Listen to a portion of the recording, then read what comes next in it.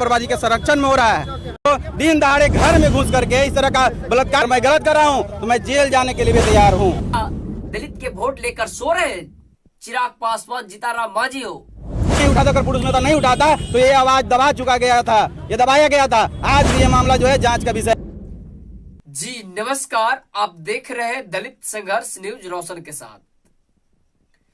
तो बिहार में सुशासन बाबू की सरकार है। वही सुशासन बाबू जो कि दलितों के जिस प्रकार से दरकिनार किए हैं, और ये डबल इंजन की सरकार है, जेडीयू बीजेपी की सरकार। किस प्रकार से देखिए, एक दलित युवती के साथ दुष्कर्म होता है। दुष्कर्म करने वाला स्वर्ण समाज की थी।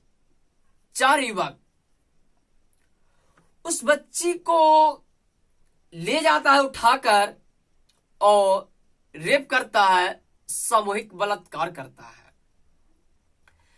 लास्ट में उस बच्ची को गला दबाकर मौत की घाट उतार देता है।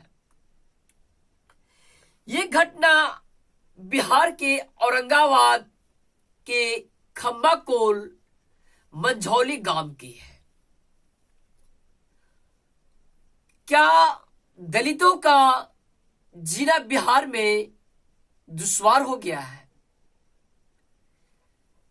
किस प्रकार से दलित समुदाय पे जातीय जुल्म होता है? दलित समुदाय के बहन बेटियों को घर से उठा लिया जाता है दिनादिस्ती और रेप किया जाता है। इसका जिम्मेदार सिर्फ है, इसका सबसे ज्यादा जिम्मेदारी जाता है वो जो कि दलित समुदाय के वोट लेकर सत्ता के मलाई चाटने वाले सत्ताधारी नेताओं का। देखिए, इस बिटिया को न्याय के लिए ना तो कोई बड़ा मीडिया हाउस गया है कवरेज करने के लिए, और नहीं देश के बड़े नेता जो कि अपने आप को दलित हितैषी कहते हैं, दलितों का नेता कहते हैं। शर्म आनी चाहिए ऐसे नेताओं को जो कि दलित के नेता कहते हैं। जिस प्रकार से दलितों का वोट लेकर सत्ता के मलाई चापते हैं कुर्सी पर बैठकर, आज उनका समाज के बहन बेटियों के साथ जातीय जुल्म होता है। दिनादिस्ते उठाकर रेप किया जाता है, गाली गलौज दिया जाता है, चलते रास्ता पर कमेंट किया जाता है। क्या दलित के वोट लेकर सो रहे चिराग पासवान, जीतनराम मांझी हो? एक वोट एक सीट के लिए वो बीजेपी आरएसएस से समझौता कर लेते हैं। ऐसे दलित नेताओं को बहिष्कार करना चाहिए। जिस प्रकार से वो बताइए, आज इस घटना के 1 हफ्ता से ज्यादा हो रहा है, लेकिन अभी तक कोई मीडिया हाउस, मिनिस्ट्री मीडिया, जातिवाद मीडिया इसे नहीं दिखाया है। रीजंस क्या है कि वो दलित की बेटी है, उसका आवाज कौन उठा सकता है? इसीलिए आपको जरूरी है दलित संघर्ष न्यूज, ये शोषित वंचित दबे कुचले का आवाज बनता है। लेकिन सवाल यह है कि आप दलित के वोट लेते हैं, दलित आपको सर आंखों पर बैठाता दलित समुदाय, आप उनके आवाज नहीं बनते हैं, आप उन पीड़ित परिवार से मिलने नहीं जाते हैं, ये काफी निंदनीय है। लेकिन वहां पर एक सोशल एक्टिविस्ट पुटुस है, पुटुस मेहता, वही इस सारे मामले को खुलासा किए हैं। नहीं तो इस मामला को रफा दफा करने के फिराक में था आरोपित के परिजन और उनके समर्थन। बताइए, उस समाज को, दलित समुदाय के उस बच्ची को, छोटा सा बच्ची को रेप किया जाता है। 4 सवर्ण समाज के युवा उठा लिया जाता है घर से, रेप करके गला दबाकर मौत की घाट उतार दिया जाता है। देखिए किस प्रकार से वो मीडिया में बयान जारी करते पुटुस मेहता और मीडिया के साथ बात करते हैं हम लोगों के साथ और पूरा बयान जारी करते हैं, उनको बोला जा रहा है कि ये राजनीति कर रहा है, लेकिन वो ठहरे समाज सेवी। किस प्रकार से अपने समाज के साथ खड़ा है आप इस वीडियो में देखिए।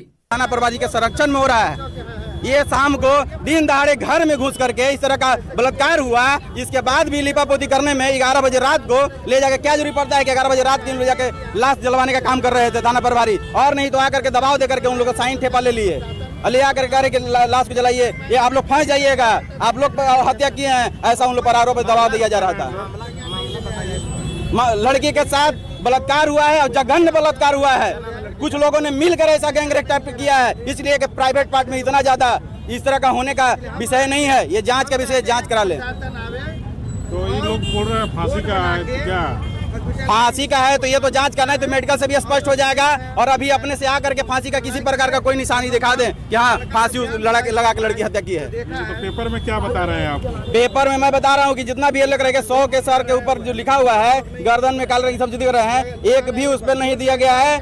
और इसमें लिखे हैं कि फांसी लगाकर मृत होने का प्रतीत हो रहा है। अगर फांसी लगाकर मृत होने का प्रतीत, तो ब्लड कान में ब्लड कैसे आया? प्राइवेट पार्ट आगे पीछे दोनों प्राइवेट पार्ट में क्यों इस तरह से अति दर्शाया जा रहा है? वो देखने का कुछ महिला ने देखा और उसको हम लोगों को सूचना दिया कि इस तरह का है, और डायरेक्ट हम पे आरोप लगाते हैं कि पुरुष मेहता सिर्फ राजनीति कर रहा है। मैं राजनीति कर रहा हूँ, अगर गलत कर रहा हूँ तो आप हमको बता दीजिए। अगर मैं गलत कर रहा हूँ तो मैं जेल जाने के लिए भी तैयार हूँ। किस गांव की घटना है ये ग्राम कोल मंझोली की घटना है और ये थाना प्रभारी के मिलीभगत से हुआ है। मैं डायरेक्ट आरोप उन पे लगा रहा हूँ। माली थाना। प्रभारी का नाम क्या है? प्रदीप कुमार सिंह।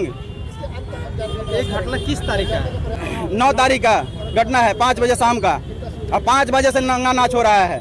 कभी ले जाते हैं वहाँ लाश जलाने, तो कभी थाना पर ले जा करके दिन भर रख करके, और सब लोग बाहरी आदमी जो भी जाता है उसको भगा देते हैं कि अंदर नहीं घुसना है। ये हम लोग का मामला, पर्सनल मामला है, आप अंदर नहीं घुस सकते हैं। बहुत लोगों को मना किया गया थाना में घुसने से। हाँ, थाना में घुसने से थाना प्रभारी ने बहुत लोगों को मना किया है। आप पर क्या आरोप लगा रहे हैं? हम पे डायरेक्ट आरोप लगे पुरुष जो है, पुरुष मेहता जो है राजनीति कर रहा है। मैं क्यों नहीं गरीब का राजनीति करूं? क्यों नहीं गरीब का आवाज उठाऊं? गरीब को इसी तरह से बलात्कार होते रहेगा तो इसका आवाज कौन उठाएगा? मैं पूछना चाह रहा हूं आपके मीडिया के माध्यम से कि हम लोग जैसे आदमी, अगर किसान अगर नहीं इस तरह का आवाज उठाएगा तो कौन उठाएगा? ये आवाज को अगर मैं नहीं उठाता, अगर पुरुष नेता नहीं उठाता, तो ये आवाज दबा चुका गया था, ये दबाया गया था। आज भी ये मामला जो है जांच का विषय है, जांच करा लिया जाए। क्या कहेंगे इस पर हम कहेंगे कि थाना प्रभारी को जल्द से जल्द सस्पेंड करें और इन पर विशेष टीम गठित कर इनकी कार्रवाई सुनिश्चित करें।